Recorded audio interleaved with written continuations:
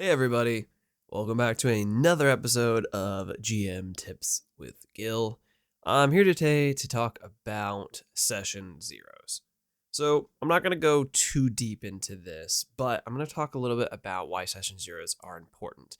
Like I said in the previous video, I'm kind of hammering on some maybe more niche topics compared to the bread and butter and kind of bone work of most people talking about both D&D and any other tabletop game from Call of Cthulhu, Vampire the Masquerades, anything else like that. So for session zeros, why are they so important?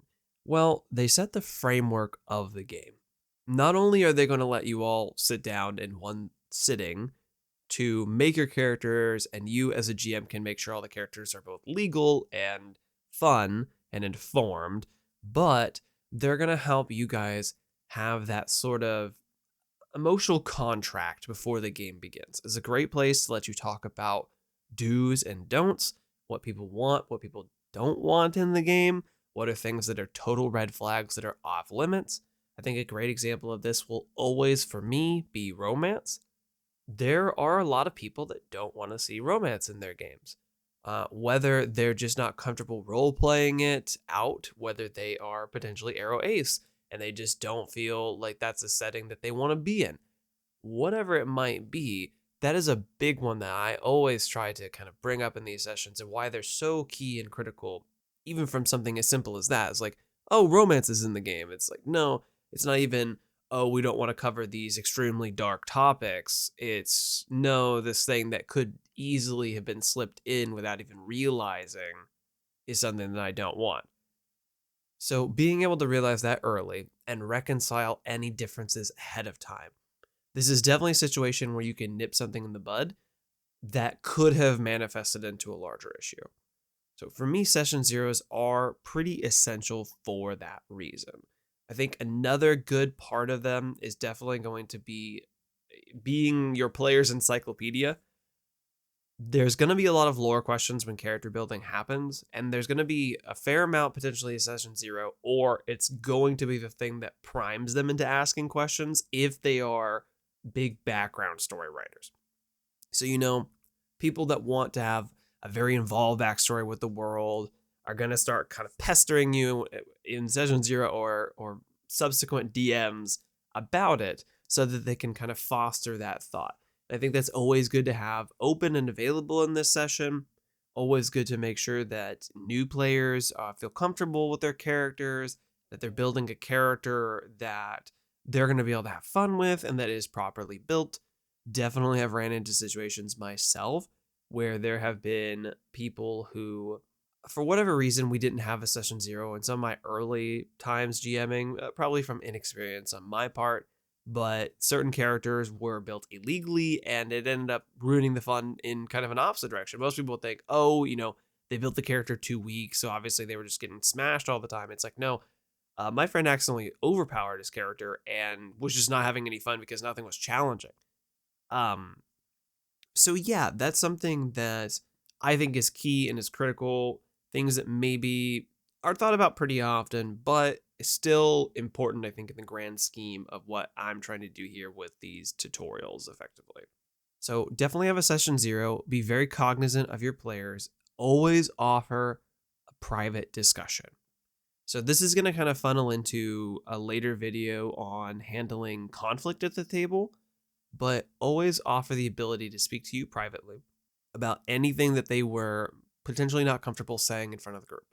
Because if you're bringing up do's and don'ts and hard limits effectively, then you really want somebody to be able to tell you in general, even if they're not comfortable saying it out loud in front of the group. And you don't have to tell who told you, obviously. Always remember, if someone comes to you in confidence, keep that anonymous unless you absolutely cannot for safety or something along those lines. Like, play by therapist rules. Effectively, someone comes to you and says, hey, I really do not want to have any sort of themes of genocide or racism or murder, even like some of these topics that are definitely on the darker end but can't pop up in these games because the worlds that we play in can be just as ravaged and fucked up as our worlds. So that is something you definitely want to know. And that may not be something that someone's comfortable saying in the group setting of session zero. So making sure to state that you're open to private messages about these kinds of things is really important. I think also just kind of stating your own, being upfront with your players and saying, hey, I'm not comfortable covering X, Y, and Z. I'm sorry, but that's just not going to be something that's in this world. And on the opposite, something that I always say is that this world is going to have LGBTQ people. I think those experiences are important. There's going to be disabled people. And if this sort of either breaks your illusion of reality or something you have a problem with, then this table is not for you. You would be surprised that there have been several people that's been an issue with.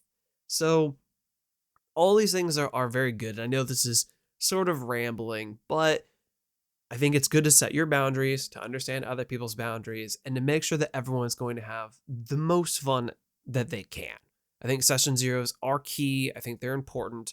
I think they can be hard to schedule sometimes, but so can all D&D or role-playing game sessions. But definitely worth it, worth to do. And I think that they're something that honestly you look back and you have fun with. Most of my session zeros are filled with a lot of laughter as people kind of pitch different ideas and chuckle about how they could intertwine their characters and the like. It also can be a good time for ice breaking, which can be difficult. As the GM, sometimes it's kind of on us to sort of help facilitate conversation between people, which I know can be tough. It's always good to ask questions, try to make sure everyone is involved if you can. Some people are very shy, especially new players who feel maybe out of their element. Making people feel as welcome as you can. That said, I think that's a good little starter.